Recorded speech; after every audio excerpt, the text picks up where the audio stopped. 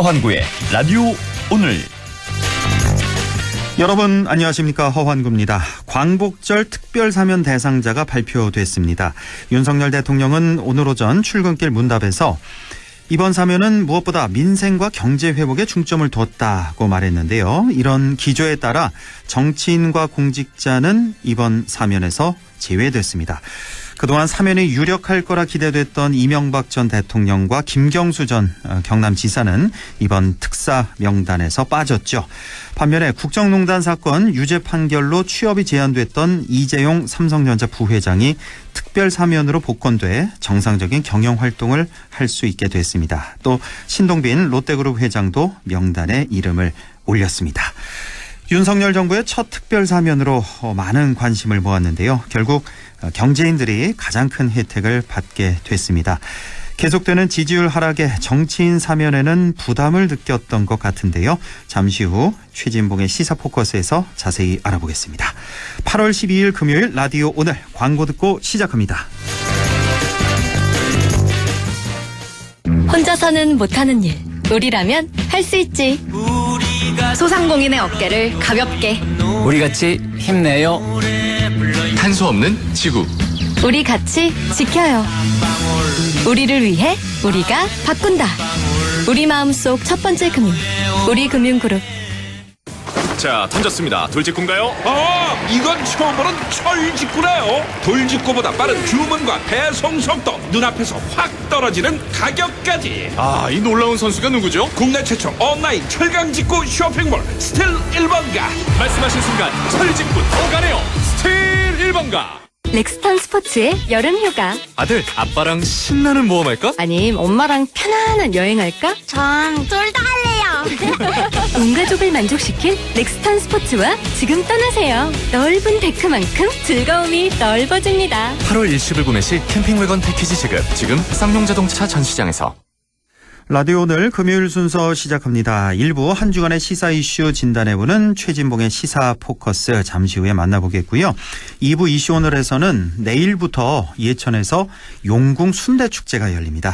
예천구 농정과의 권석진 과장 연결해서 함께 얘기 나눠보겠습니다. 이어서 부동산에 관한 궁금증 풀어보는 시간, 조진희의 부동산 매거진 함께 하시겠습니다. 라디오 오늘 생방송 놓치신 분들은 유튜브로도 다시 들으실 수 있습니다. 많은 애청 바랍니다.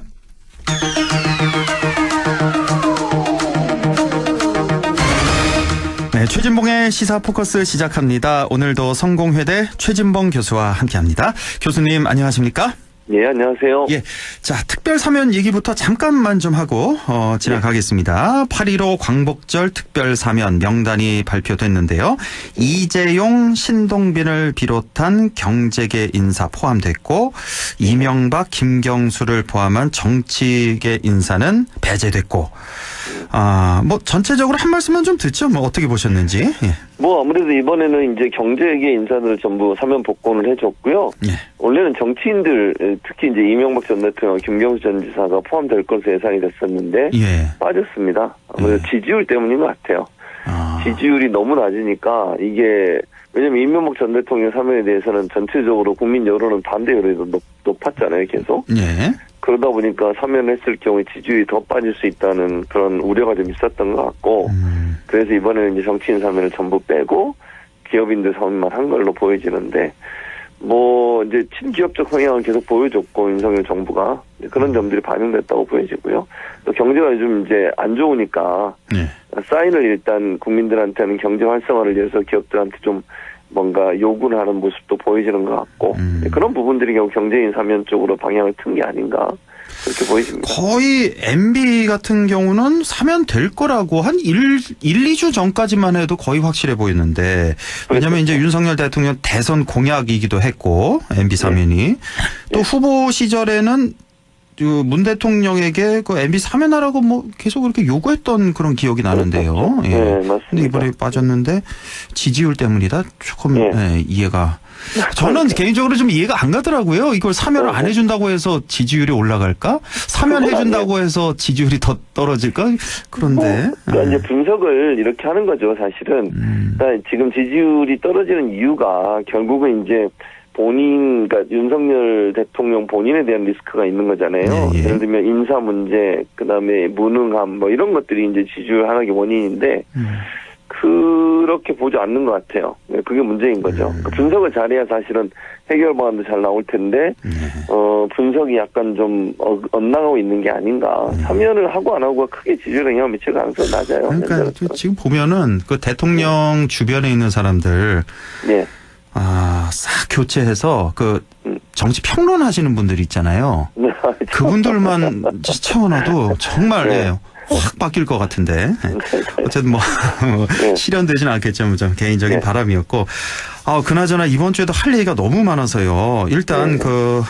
수도권 비롯해서 뭐 충청권도 이번에 큰 피해가 있었는데 사망 실종이 현재까지 19명이나 발생한 엄청난 피해였습니다. 막 그렇죠. 주택 상가도 수천 채 침수가 됐고 자동차도 침수된 게 또 수천 채고. 그렇죠. 하여간 뭐 엄청난 피해였습니다. 이번에 근데 그 피해는 피해고 정부 대처에 대해서 굉장히 말이 많은데요. 이것도 뭐 할 얘기가 굉장히 많은데 네. 전체적으로 정부 대처 어떻게 보셨습니까? 그러니까 사실은 국민들이 댓글에 이런 건 얘기까지 올라와서 무정부 상태다. 그런 얘기까지 나올 정도예요. 그러니까 얼마나 이 국민들이 보호받지 못하고 있다. 정부가 수해 대책을 전혀 아무것도 못하고 있다. 이런 반응이라고 보여지는데 그만큼 정부가 실종된 상태였어요. 네. 그래서 이게 이제 수해가 물론 뭐 기록적인 폭우가 왔으니까 일정 부분 뭐 자연재해를 막을 수 있는 부분에 한계가 있을 수 있지만 네. 그럼에도 불구하고 정부가 이렇게 전혀 수해 과정에서 아무런 역할을 한다고 보여지는 게 없잖아요 지금. 네. 거기에다가 대통령은 뭐 비 온다고 퇴근 안 하냐 하면서 퇴근해버리고 이런 모습들이 국민들한테는 불안감을 키우는 요소일 수밖에 없는 거죠. 네. 그리고 뭐 문제를 얘기했더니 뭐 전 정부 탓하고 또 뭐 전 시장 탓하고 뭐 이런 걸로 지금 점철이 되지 않습니까? 예. 그런 부분들을 국민들이 화가 나는 거예요. 대체 정부가 대책을 세울 생각은 안 하고 뭐 예산이 전 시장이 그랬다는 둥 뭐 그것도 사실도 아닙니다만 네. 그런 얘기들이 나오게 되니까 국민들 입장에서는 대통령이 정말 좀 샤워실에 앉아가지고 지휘를 해도 될까 말까 한 상황에서 아파트가 일부 물에 잠기는 거 보면서도 집으로 퇴근할 수 있을까. 이런 것들의 경우에 실망감으로 커지기 때문에 그래서 저는 이제 정부에 대한 어떤 무능함이 지지율의 하락에 상당히 중요한 역할을 하고 있다고 보여집니다. 지금 말씀하신 게 아마 국민들 대다수가 비슷하게 생각하실 것 같고요.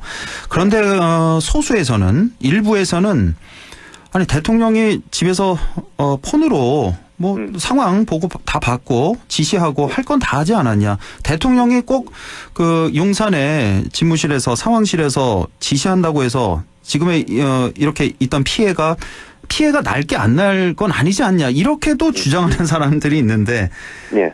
그건 아니죠. 그건 아니죠. 예. 왜냐면 이런 거예요. 그러니까 상황실이라고 하는 것은요. 이제 지하 벙커에 있는 거잖아요. 대통령 집무실의 지하 벙커에 있는 상황실은 거의 그러니까 우리나라의 모든 관련 기관들과 실시간으로 통화가 가능한.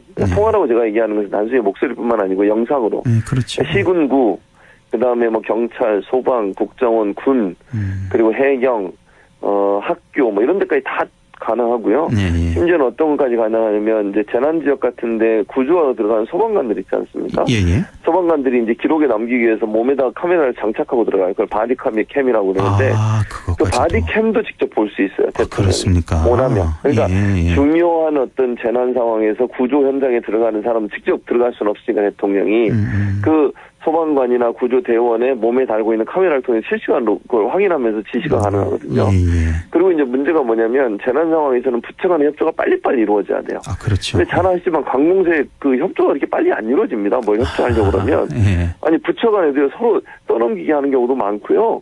예를 들면 내 관할 아니다. 뭐 이거는 내 책임 아니다. 이러면서 막 서로 하다 보면 협조가 빨리 안 이루어져요. 너무나 많이 그러니까, 봐왔죠. 그런 모습들. 그렇죠. 예. 그러면 대통령이 지시하면 되는 거거든요. 그거는. 예. 예를 들면 수해 현장에서 문제가 발생했다. 이거는 뭐 어느 지역을 논하지 말고 어느 부처가 하세요. 아니면 경찰이 빨리 투입이 돼야 된다. 이런 결정을 빨리빨리 내려줘야 돼요. 그렇죠. 근데 대통령이 전화를 가지고 뭐 인터넷이나 전화로 한다는 게 과연 집에서 가능하겠냐는 거예요. 저는 또 하나 우리 국민들이 많이 궁금했던 게 총리라는 분이 나와가지고 한다는 소리가 사저에도 지금 그 지하 벙커 수준의 모든 시스템이 돼 있다. 예. 아니 지금 대통령 거주하는 사저가 40평이에요. 거기 안방 빼고 거실 빼고 식탁 빼고 이러면 40평에다 어디다 지하 벙커를 만든다는 겁니까? 아니 그 말을 그렇게 하시면 안 돼요. 저는 물론 축소형으로 돼 있겠죠. 어느 정도 필요한 장비들이 있을 거라고 봅니다만 어떻게 어느 누가 지하 벙커 수준을 거기 만들어 있다고 생각을 하겠습니까? 그리고 또 하나는 이게 현장에 재택근무하고 현장 근무하고 차이라고 저는 보는데요. 만약 그 논리라면 굳이 그러면 그 지하실에다가 벙커를 왜 만들어 놓습니까? 그렇죠. 재택근무 가능한데. 예. 그럼 계속 재택근무 하시면 되는 거지. 그게 말이 되는 얘기인지 제가 잘 모르겠어요. 이거 말고도 할 얘기가 너무 많아서 뭐 이 정도만 하고 그리고 또 어제 터진 뉴스인데 저도 이 뉴스를 보고 이거 정말인가? 혹시 뭐 앞뒤 문맥 자르고 이것만 보도한 거 아니야? 저는 그런 의심이 들었는데 국민의힘 김성원 의원이 수해 복구 현장 찾아서 이제 뭐 일하다가 그런 것도 아니고 이제 시작하기 전에 그렇죠. 시작하기 전에 하기 전에 주호영 비대위원장이 제발 뭐 웃지 말고 뭐 사진도 찍지 말고 뭐 그러면서 신신당부의 말을 했습니다. 현장에서 끝나자마자 거기 카메라 기자들이 이렇게 바로 옆에서 이제 찍고 있는데도 불구하고 비 좀 더 왔으면 좋겠다. 이 사진 그래야 좀 사진이 더 이게 살 텐데 이런 식으로. 그랬었죠. 근데 뭐 앞뒤 자른 것도 아니고 뭐 있는 그대로였습니다. 그렇죠. 저는 이걸 딱 보자마자 이거는 마치 독도는 일본 땅이다 수준의 이거는 엄청난 망언이다. 그 현장이 어딥니까? 이제 삶의 터전 다 잃어버리고 진짜 그런 그 이재민들 거기 수해 복구 현장에 와서 일 이제 시작하기도 전에 어떻게 이런 말을 할 수 있을까?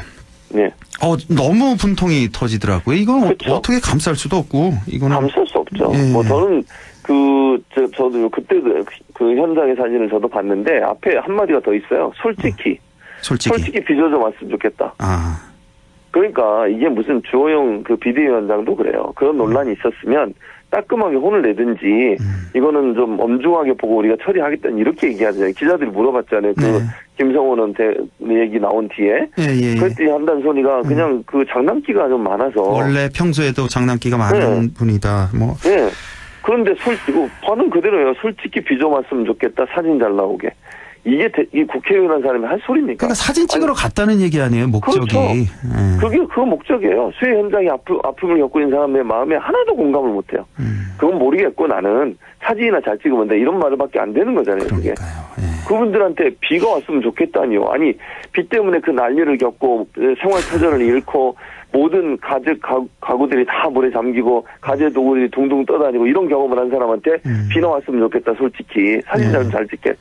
이게 할 말입니까 대체? 어제 거기가 그 동작구 그쪽이었죠 현장이. 그래서 사당동 그쪽이었죠. 그래서 거기 뭐 나경원 의원 지었고 나경원 의원도 있던데 보니까 뭐 하여간 다 갔잖아요. 뭐 엄청 많은 뭐 의원들 뭐 당직자들 다 갔는데 현장 시민들이 그러잖아요. 거기 왜 길 막고 이거 사람들 서 있어가지고 지금 수해 복구 차도 못 들어오고 있다고 뭐 비키라고 그랬죠. 아주 강하게 항의하는 그런 모습도 비춰졌는데. 물론 가서 어제 열심히 일하셨겠죠. 땀 뻘뻘 흘리면서. 근데 이런 말이 또 보도가 되는 바람에 아마 그 현장의 그 수해민들이 현장에서 이 김성원 의원 말을 들었더라면 정말 이 몰매 맞았을걸요. 아마 난리 났을 거예요. 그리고 그러니까 거기서도 그래요. 그 마이크 들고서 돌아가면서 한마디씩 다 하잖아요. 나경원 의원까지 한마디 했어요. 본인 한마디, 비대위원장 한마디 하고 원내대표 한마디 하고 나경원 한마디 하고 그럴 이유가 뭐가 있습니까 대체? 아니 수해 복구 현장에 가서 무슨 그 기자들한테 그 전날 다 뿌렸어요. 우리 국민의힘 여기 가니까 와서 취재하세요. 홍보 물론 뭐 저는 그래도 어느 정도 가서 수해 복구했으니까 그게 뭐 진정성이 전혀 없다고 보진 않아요. 근데 정말 진정성이 있으려면 그런 행사도 필요 없어요. 오는 족족 그냥 가서 수해 현장 빨리빨리 들어가서 투입해서 일하고 그럼 자연스럽게 기자들이 취재하고 이러면 되는 거 아닙니까? 그럼요. 그걸 굳이 모여가지고 그러니까 길이 안 뚫려가지고 사람들 모여있으니까 가지도 못하잖아요. 국회의원 들어오니까 보좌관들 따라오죠. 이러니까 사람 많죠. 길이 막혀가지고 사람들 통행도 못하게 만들고 피해를 더 주고 있는 거예요 결국은. 저는 그 뉴스 보면서 그 왜 지하 쪽에 피해가 많았잖아요. 뭐 인명 피해도 많았지만 그 시설물 피해 뭐 몇 억씩 들여서 이제 투자해서 뭐 노래방 시설도 기억나고요. 뭐 기타 등등 뭐 사무실도 많이 그게 다 폐허가 돼 버렸잖아요. 뭐 그렇죠. PC방도 마찬가지고. 그런 사람들 앞에서 어떻게 저 이런 거 좀 안 갔으면 차라리 안 갔으면 좋겠어요. 그렇죠. 저는 정치인들이 차라리 안 가는 게 나아요. 차라리 도움이 안 됩니다, 결국. 그러니까 지금 보면은 주호영 비대위원장이 뭐 윤리위원회 징계 회부하겠다 뭐 이렇게 얘기를 하는데 이거 저 의원직 사퇴해야 되는 거 아닙니까? 저는 아니 제가 어제 방송에서 그랬어요. 사퇴해야 된다고. 어제 제가 그렇죠. 다른 방송에서 사퇴해야 될 사안이라고 얘기했어요. 근데 지금 뭐 오늘 사퇴는 보니까 뭐 대국민 안 하실 것 같아요. 사과했대요. 오늘 오전에 뭐 네, 근데 오전에 지금 했는데. 김성원 의원이 예결특위 간사를 맡고 있나 봐요. 뭐 거기 네, 사퇴한다고 그거 그만뒀어요. 얘기를 그거 했는데 사퇴하는 게 무슨 그거 의미가 갖고는 있어요? 안 되겠고. 국민들이 볼 때는요. 국회의원 자격 없다고 생각할 겁니다. 국민들이 그렇게 생각 안 하겠습니까? 그분을 보고. 제가 볼 때는 사퇴하는 쪽으로 가야 되는데 국민의힘이 과연 그렇게 할 거냐 윤리위에서도 제가 볼 때는 그렇게까지 안 할 것 같아서 안타깝다는 생각이 듭니다. 어떻게 그렇게 하루가 멀다 하고 이런 뉴스들이 계속 나오는지. 그나저나 국민의힘 당내 상황이 지금 이제 일단은 비대위가 출범했습니다. 주호영 비대위원장 체제가 출범했는데 또 이런 일이 있었는데 어쨌든 이준석 대표가 효력 정지에 가처분 신청 냈고요. 내일 기자회견을 한다고 하는데 내일 뭐 무슨 얘기를 할 것이며 어떻게 예상되고 가처분 신청 결과는 어떻게 나올 것 같고 뭐 어떻게 보십니까? 저는 일단 이제 그 가처분 신청 결과는 현재 전망으로는 물론 100% 장담 못하지만 그 기각될 가능성이 조금 높은 것으로 전체적인 의견 나오고 있습니다. 뭐 이유는 정당이 어떤 정치 결사체로서 결정 내린 것에 대해서 사법부가 내용 자체를 가지고 개입하는 경우는 그러기 지금까지 결과로 보면 별로 없었어요. 다만 절차상의 문제는 사법부가 개입을 하거든요. 그래서 이제 논란이 되는 것은 사퇴 의사를 밝히고서 투표에 참여한 거. 그다음에 배현진 의원하고 또 한 명 갑자기 생각이 안 나네. 어쨌든 지금 갑자기 저 생각이 안 나는데 아무튼 두 분이 사퇴 의사를 밝혔는데 윤영석 의원. 그 문제하고 또 하나는 현재 상황을 비상 상황으로 볼 거냐. 비대위 출범하기 위해서는 비상 상황이라는 걸 결정을 해야 되는데 이제 그렇게 결정을 했잖아요. 그 부분, 요 두 가지를 이제 주요 쟁점으로 볼 것 같은데 뭐 비상상으로 가는 것은 어쨌든 그 형식적으로는 상임 정국인가 거기서 결정을 한 사항이라 그걸 사법부가 뭐라고 개입할 수는 없을 것 같아요. 또 하나 그 사퇴 의사를 밝혔지만 공식적으로 사퇴서를 제출하지 않았거든요. 그렇죠. 그러니까 이게 윤리적으로 도덕적으로 비판받을 수 있고 정치적으로 비판받을 수 있는데 법적 절차로 보면 사퇴서가 제출된 시점을 사퇴하는 시점으로 볼 가능성이 있어요. 그래서 제가 생각할 때는 기각이 될 가능성이 있습니다. 인용될 가능성보다는 기각될 가능성이 높다고 보여져요. 그런 상황이지만 이제 문제는 기자회견에서 이준석 대표가 오늘도 이제 사진하고 SNS 글 올린 거 보셨는지 모르겠는데 무너진 건물 거의 이제 무너진 건물 앞에 우리 영업합니다. 그 국민의힘 얘기하는 거거든요. 다 물어져 가는데 우리는 영업 중입니다. 이 얘기를 하고 싶은 거예요 지금. 그러니까 그런 얘기를 할 거예요. 그러니까 저는 이제 윤석열 대통령과 국민의힘에 대한 비판에 나를 세울 것이고 본인이 그냥 처음 할 때는 아무 그런 얘기 안 하더라도 기자들이 질문을 하지 않겠어요? 앞으로 어떻게 할 거냐, 뭐 윤석열 대통령이 어떻게 생각 이런 얘기 할 때 그때 날선 반응을 할 겁니다. 그래서 이제 본인은 지금 믿을 수 있는 여론밖에 없기 때문에 언론에 자꾸 노출되고 출연하면서 윤석열 정부에 대한 잘못된 행동에 대한 비판 그리고 저는 뭐 좀 더 나가면 대선 과정에 있었던 여러 비화들까지도 다 공개하지 않을까 그렇게 예상이 됩니다. 그러니까 뭐 지금 여론이 보면은 뭐 대통령과 윤핵관에 대한 여론보다는 이준석에게 조금 더 호감이 있는 걸로 이렇게 나타나고 있는데 자, 내일 기자회견도 좀 지켜보고 가처분 신청도 이게 뭐 금방 나온다면서요? 뭐 1주, 2주 내에 나온다면서요? 가처분 신청은 빨리 나옵니다. 만약에 인용된다면 정말 이거는 그러면 이제 완전히 복잡해지는 거죠. 그건 엄청 복잡해지는 겁니다. 좀, 다음 주에 좀 보도록 하고 하나만 더 좀 여쭤보려고요. 지금 민주당 지역 순회 경선 지난주부터 이제 결과가 나오고 이번 주도 이제 부울경하고 충청권 도는 걸로 알고 있는데 자 어차피 뭐 대표는 이재명 후보가 될 거는 뭐 확실한 상황인데 지금 문제가 민주당 당원 80조 개정하느냐 마느냐 이거 굉장히 이슈가 되네요. 이게 정치보복 수사에 대응해야 되지 않겠냐 이런 여론이 있는 거고 또 하나는 이거 고치면 개정하면 이재명 방탄 개정 아니냐 이재명만을 지키기 위해서 당원을 고칠 수 있느냐. 자, 이런 주장이 있는데요. 예. 우리 교수님 어떻게 보십니까? 저는 개인적으로 이재명 구하기가 아니라 저는 민주당 구하기다 이렇게 민주당 생각해요. 구하기. 예. 이게 왜냐면 지금 현재 이준석 대표 문제만 예를 들어볼게요. 네. 국민의힘에서는 뭐라고 얘기하면 일부 의원들이 어떤 걱정을 하냐면 가처분 신청 때문에 이 정당 즉 국민의힘의 운명이 사법부에 의해서 좌지우지될 수 있다. 이렇게 네. 얘기하고 있습니다. 언론도 그렇죠. 그렇게 보도를 하고 있고요. 예. 이걸 그대로 적용하면 돼요. 기소권은 검찰이 갖고 있습니다. 예. 검찰은 기소할 수 있는 유일한 권한을 갖고 있는 기관이고요. 죄의 모든 판단의 결정은 판사의 재판을 통해서 이루어지는 겁니다. 예. 기소라고 하는 것은 검찰의 관점에서 봤을 때 죄가 있다고 생각해서 기소를 하는 것이고요. 변호사가 입회하에 서로 논쟁을 해서 어느 죄가 있는지 없는지를 가려는 건 재판 과정에서 이루어지는 거예요. 네. 그럼 결국 민주당이 만약 기소만 한 것으로 당직자의 사무를 정지시킨다고 하면 민주당의 운명이 검찰에 의해서 좌지우지되는 거예요. 그러니까 그렇네요. 이런 논리가 가능해요. 그러니까 검찰이 만약 정말 공정하게 객관적으로 아무런 정치적 사심이 없이 수사를 한다면 그런 문제가 없겠죠. 근데 혹시나 검찰이 정치검찰 역할을 해 지금까지 여러 사례들이 있지 않습니까? 네. 검찰이 예를 들면 정치적 목적을 가지고 특정인을 겨냥해서 수사를 하고 수사를 해서 기소까지 하는 거 그건 검찰이 할 수 있으니까요. 아무런 네. 제지를 받지 않고. 그렇습니다. 그렇게 해서 특정인에 대해서 기소를 계속 남발했을 경우 그럼 민주당의 당직자들 중에 지금 이재명 의원만 얘기하는 이재명 의원이 지금 대표가 될 가능성이 높기 때문에 그런 얘기가 나오고 있고 이재명 의원 관련된 수사가 진행되고 있기 때문에 그런 얘기가 나오는 건데요. 박용진 의원도 마찬가지로 만약에 박용진 의원에 대해서 어떤 건을 가지고 수사를 해가지고 기소를 해보세요. 박용진 의원이 대표되면 그럼 직무가 정지되는 겁니다. 네. 또 다른 사무총장이든 누구든.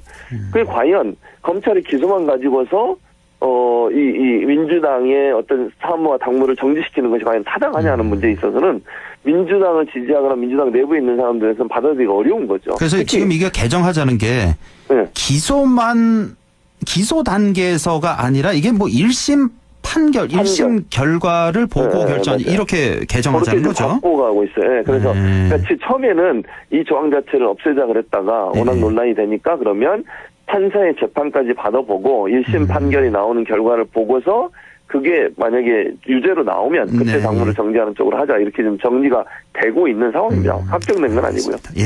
아유, 오늘 시간이 좀 많이 지났네요. 네. 예. 성공회대 최진봉 교수와 함께했습니다. 고맙습니다. 예, 감사합니다. 네, 라디오 오늘 2부에서 뵙겠습니다.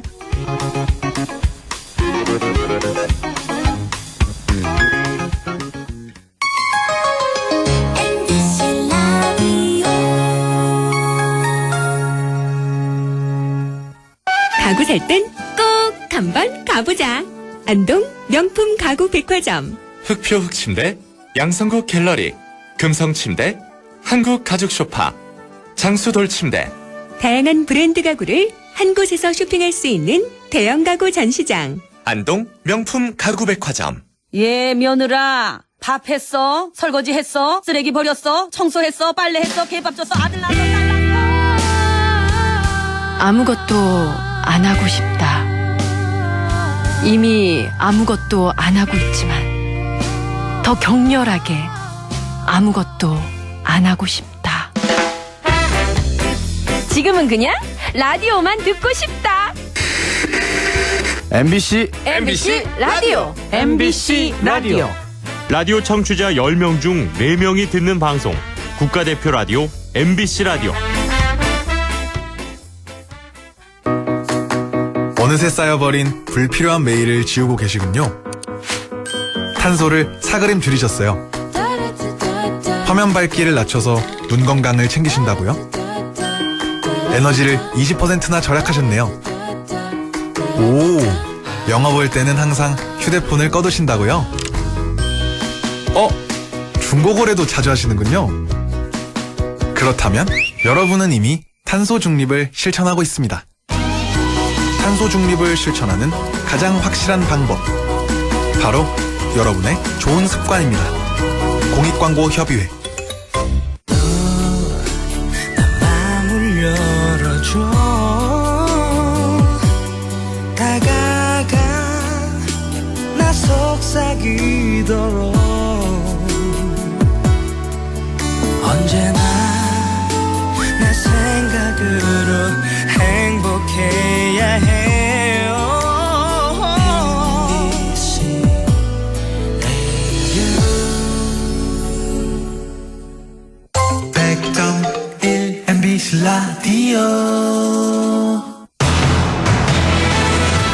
네, 6시 30분 막 지났네요. 이슈 오늘 시작합니다.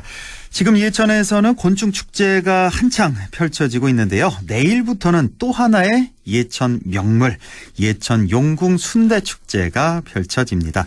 예천군 농정과의 권석진 과장 연결해서 자세한 얘기 들어보겠습니다.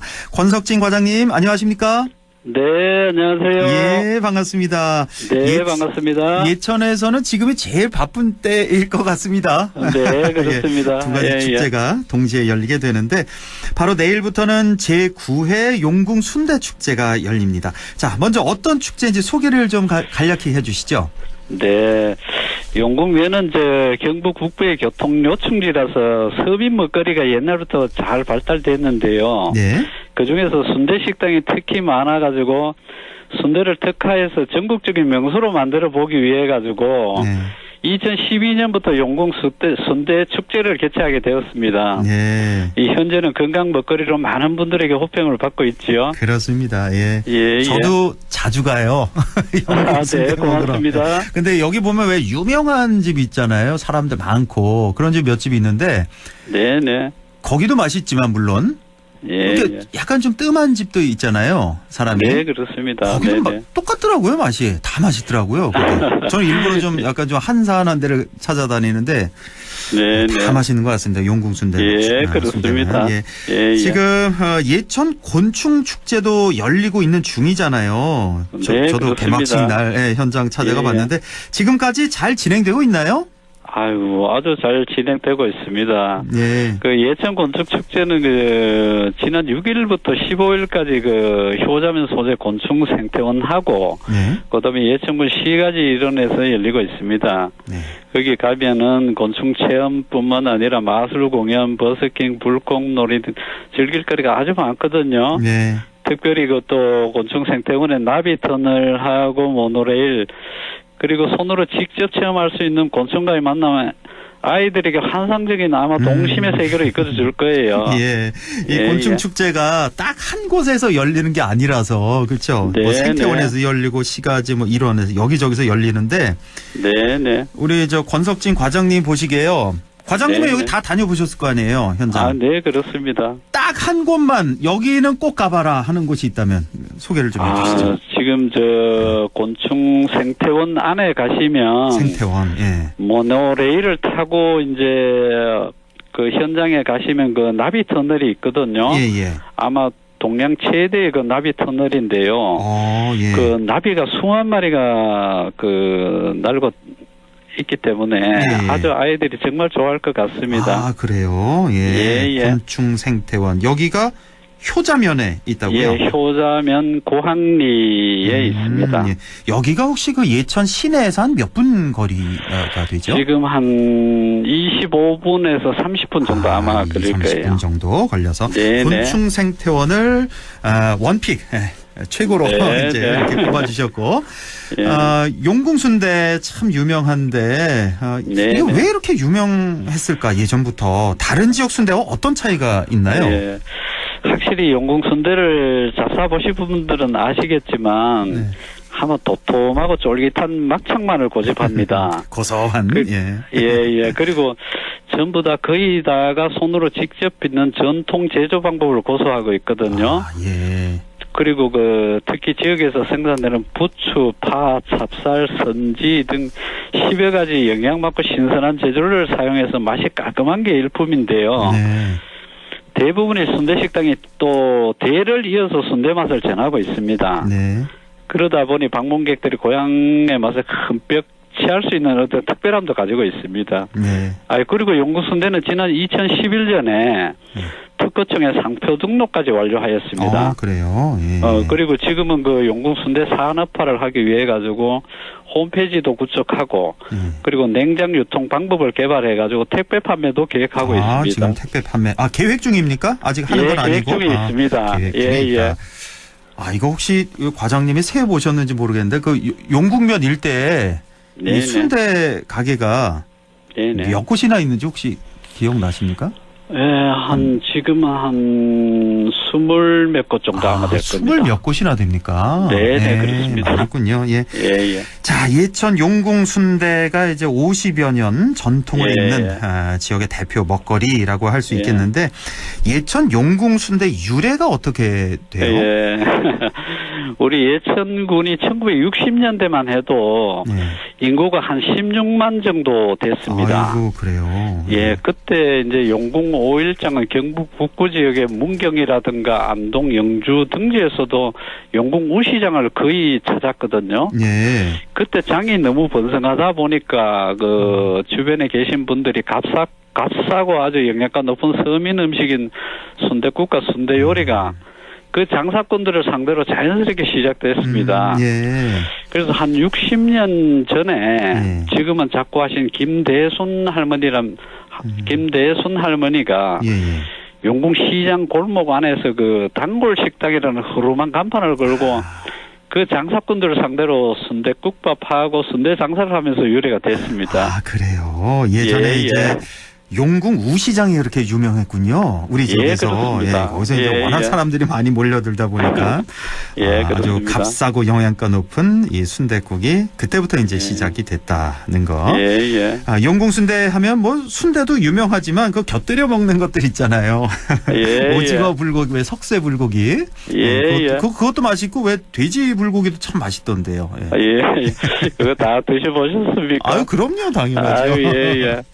그거는 보면 오징어 구이든 보면은 오징어를 아주 맛있게 양념을 해가지고 그 석쇠에 올려가 불에 구워서 만든 요리인데 거기 순댓국이 가지는 얼큰하고 담백한 맛 있지 않습니까?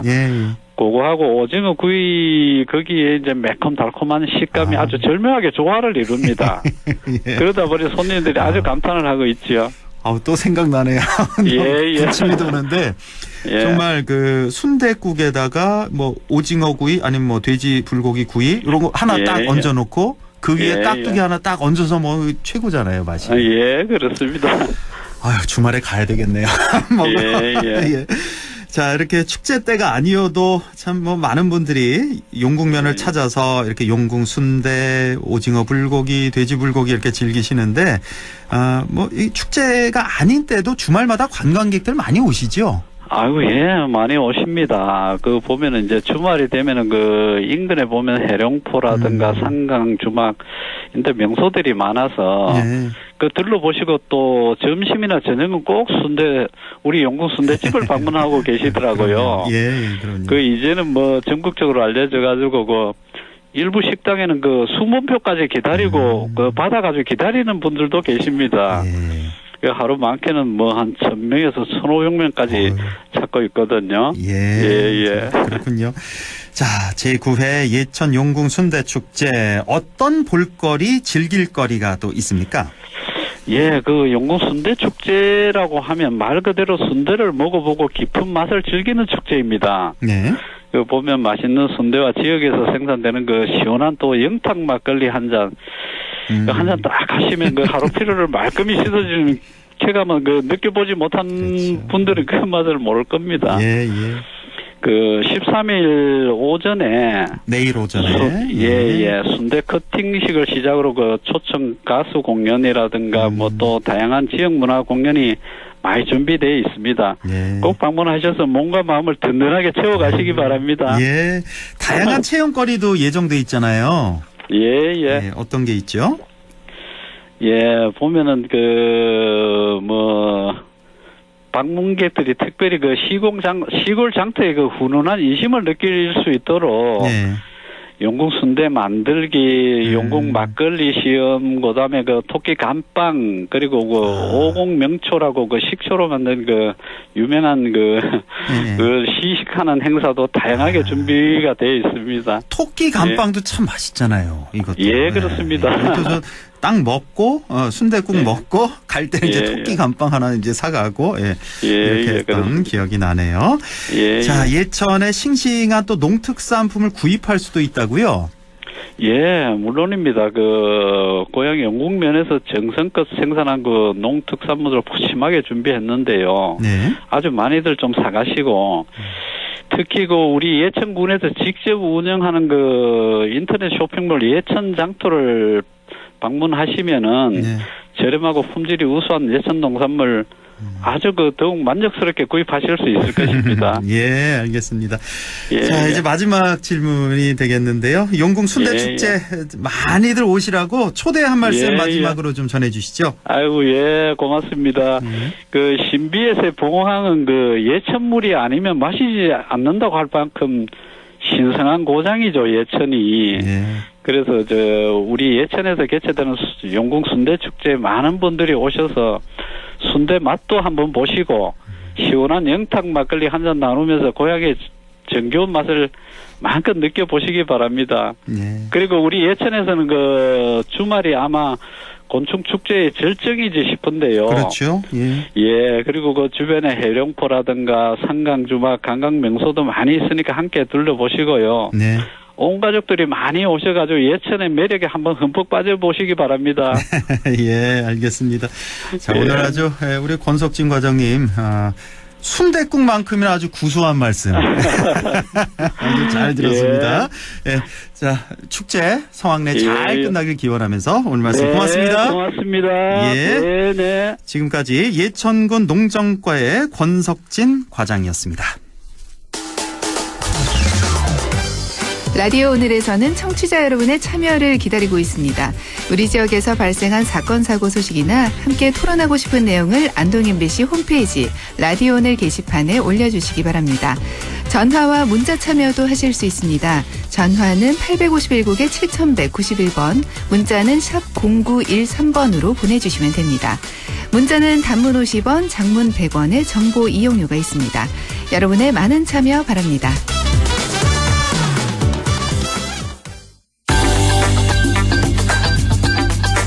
네, 조진희의 부동산 매거진 시작합니다. 정부가 보금자리론 대출과 안심 전환 대출에 대한 금리 인하를 발표했는데요.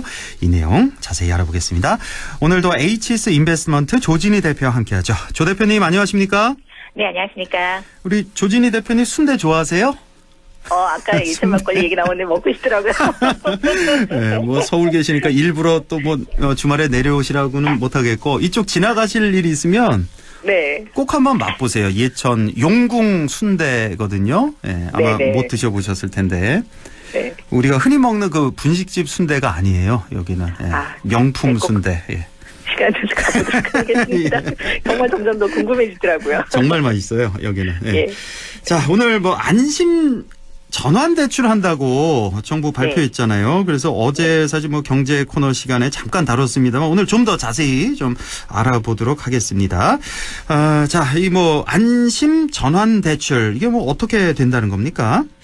지금 최근 들어서 이제 계속 변동금리로 되어 있던 기존 주택담보대출들이 금리가 오르다 보니까 작년까지 한 3% 받던 분들이 최근 들어서 5%, 6% 오르다 보니까 경제적으로 굉장히 가계대출이 어려운 상황들이 발생되고 있습니다. 그러다 보니까 정부가 이거를 이제 당분간 계속 금리가 상승될 것이 예견되어지니 장기적으로 고정금리로 전환을 해줘서 금융 부담을 좀 줄이겠다라고 해서 9월 15일부터 이 상품을 내놓겠다. 그래서 이걸 미리 이제 공시하고 안내하는 과정이라고 보시면 될 것 같습니다. 그러니까 변동금리로 담보대출 받으셨던 분들. 네. 한 2배 가까이 이미 올랐으니까 앞으로도 더 금리가 오를 가능성도 있으니까 이거를 아예 좀 약간 저금리, 지금보다는 좀 낮게 해서 고정금리로 일종의 대환 대출 이렇게 보면 되겠군요. 그렇죠? 안심 전환 대출을 하겠다는 건데 자, 이제 대상 기준이 있을 텐데 실수요자인 걸 봐서는 일단은 1주택자만 해당이 되겠죠. 다주택자는 안 되겠고. 네, 맞습니다. 서민 기준도 어떻게 기준치를 정하고 있는지 이것도 좀 설명해 주실까요? 네, 소득 기준으로 정해놨습니다. 그래서 부부, 결혼하신 분들 같은 경우는 소득 7천만 원 이하의 1주택자로 정해놨고요. 부부 합산? 예, 7천만 원 이하. 그래서 예, 근데 좀 아쉬운 거는 주택 가격으로 시세 기준으로 4억 원 이하다 보니까 사실은 서울 수도권들의 아파트들은 실제 대상이 좀 어려울 것 같고 뭐 빌라라든가 이제 다른 주택으로 되어 있는 것들이 아마 대상자가 되는 그런 상황이라고 보시면 될 것 같습니다. 공시지가가 아니라 시세 4억 원 이하예요, 기준이. 네, 맞습니다. 부부 합산소득 7천만 원 이하 그리고 1주택자 시세 4억 원 이하 주택에 대해서만 하겠다. 네. 그러니까 뭐 정말 서울의 웬만한 아파트는 해당이 안 되겠고요. 시세. 웬만하면 다 4억 원 넘죠. 예, 지금 최저가 기준 6억이라는 얘기가 나올 만큼 사실은 최저가 6억.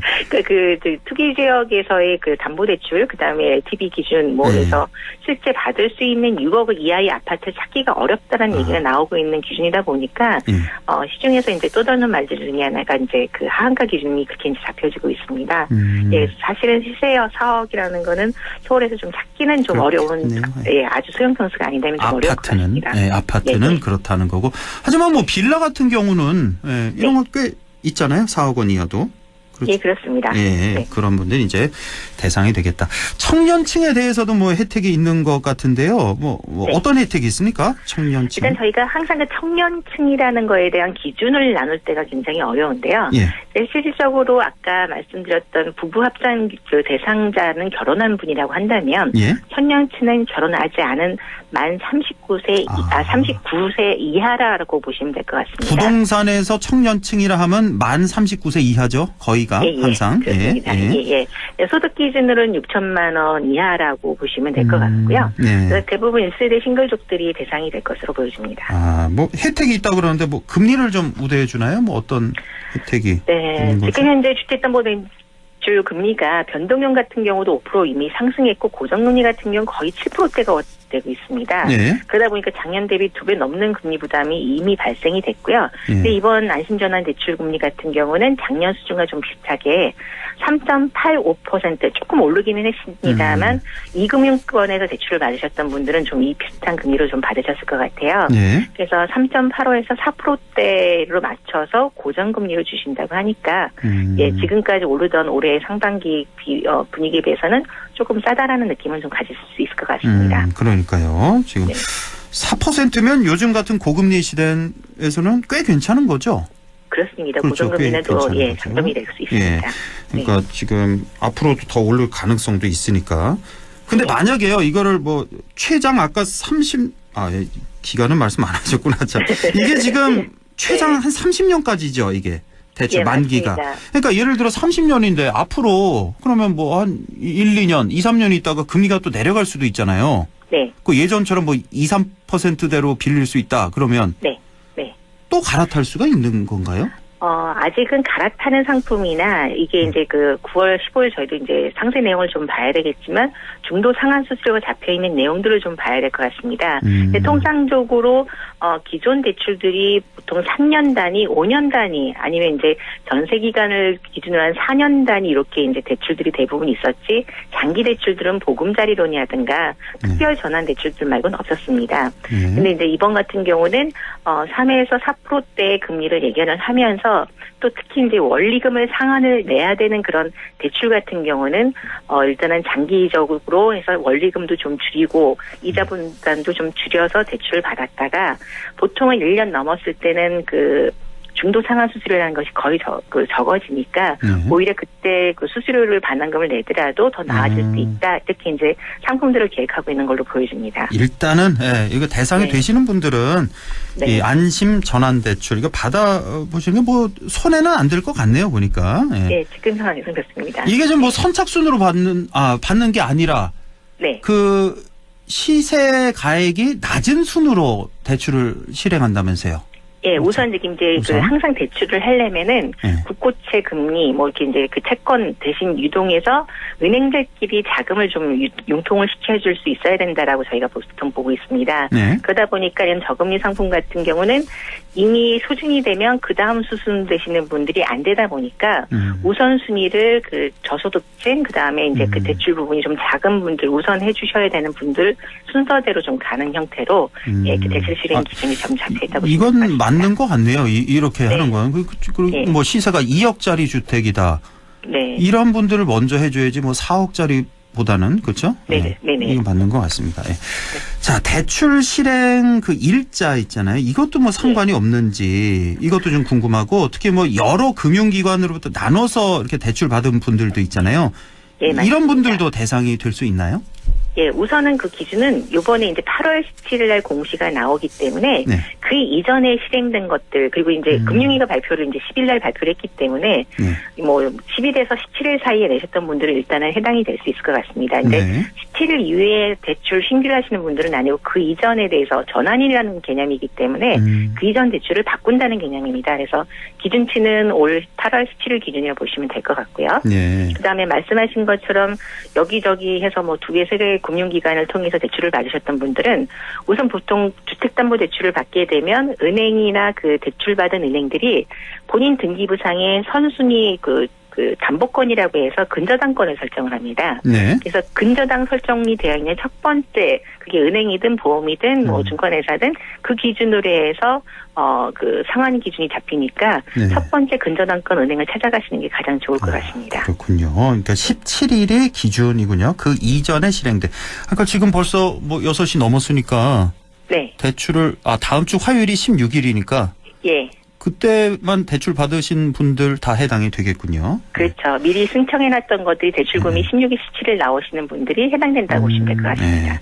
네. 자, 실소유 1주택이 이제 대상이라고 돼 있는데 네. 혹시 이거 소유는 내 소유지만 세를 주고 있다 이런 분들도 있을 거 아니에요. 세입자가 네, 거주하고 있는 경우 이런 경우는 어떻게 됩니까? 일단 그 세입자가 거주하고 있다 하더라도 1주택 대상자는 그 대상자가 되고요. 단지 그 전세권 설정이라고 해서 내 등기부상에는 전세권 설정이 안 돼 있는데 왜 안 되냐 하는 경우가 대부분 이제 주택보증공사로 통해 가지고 세입자분들이 보증을 받은 그 전세권 같은 경우는 해당되지 않습니다. 그래서 그 금액만큼을 재해놓고 담보가가 설정이 되기 때문에 원래 예상했던 본인이 대출금보다 더 적은 금액의 대출을 받게 된다고 보시면 될 것 같습니다. 그러니까 예를 들어 뭐 전세 1억에 주고 있다. 그러면 그 1억을 제외하고 대출금이 나가겠군요. 그렇죠. 이게 지금 대출 한도가 있죠. 이게 뭐 시세 4억 원 이하에 대해서 얼마까지 나갈 수 있는 거죠, 이게? 최대 2억 5천까지 가능합니다. 2억 5천이니까 만약에 전세가 1억이 있다 그러면은 1억 5천만 나올 수 있겠군요. 만약 그런 그렇죠. 경우에는. 그렇게 보시는 게 가장 안전할 것 같습니다. 예. 자, 그리고 이렇게 되면 이건 뭐 좋은데 뭐 이자 깎아주면 서민들 위해서 좋은데 정말 어려워서 집을 사지는 못하고 전세로 있는 분들 있잖아요. 이제 뭐 전세 자금 대출 받고 있는 분들. 네. 이런 분들이 사실 어떻게 보면 더 힘든 분들인데. 네, 맞습니다. 이런 분들이 좀 상대적으로 좀 박탈감 느낄 수도 있을 것 같은데 형평성이 좀 안 맞지 않냐? 이런 생각이 좀 들 것 같은데요. 예, 지금 말씀하신 지적이 맞는데 최근 은행 그 창구에서 상담을 하다 보면 전세자금 대출 금리가 일반 담보대출보다 좀 낮습니다. 높습니다. 높아요. 그러니까 어떻게 전세가 더 금리가 더 높냐라는 이제 불만들도 나오기 시작했는데 은행 입장에서는 지금 금리 상승기에 주택 가격이 하락하다 보니까 경매로다가 집행을 해서 채권을 해소할 수 있는 그래도 담보성은 소유권은 그래도 가능한데 전세권은 깡통 전세가 되는 확률들이 더 높아지다 보니까 상대적인 위험 리스크를 더 많이 잡기 시작했습니다. 그러다 보니까 전세자금 대출이 금리가 담보대출보다 좀 오르는 그런 상황들이 발생이 됐죠. 그래서 사실은 요번에 저희 서울에서 물폭탄 난 관악구 같은 경우도 뭐 보통 반지하가 전세 1억 정도 된다고 하시는데 그분들 같은 경우 이렇게 이제 수익 피해를 입게 되면 그게 다행히도 뭐 주택공사에다가 설정이 되어 있는 경우라면 좀 보상을 받겠지만 그렇지 못한 경우에는 참 막막한 상황들이 발생이 되죠. 그러다 보니까 실질적으로 은행에서는 전세권이 그 담보권을 갖고 있는 소유권보다는 그 채권으로서의 확보는 좀 어렵다 이렇게 보는 입장이라고 보시면 될 것 같습니다. 네. 조금 뒷부분에서 조금 어려웠는데 말씀이. 그러니까 어쨌든 그 은행 입장에서는 이 돈을 돌려받기 좀 위험할 수가 있으니까 이 전세권 설정해 놓은 게 그래서 예. 금리가 높을 수밖에 없다. 예. 네. 이런 말씀이시고요. 보금자리론이라는 것도 있는데 이것도 역시 금리 최대 0.35%포인트까지 인하한다는 거. 예. 네. 여기까지 말씀드리겠습니다. 예.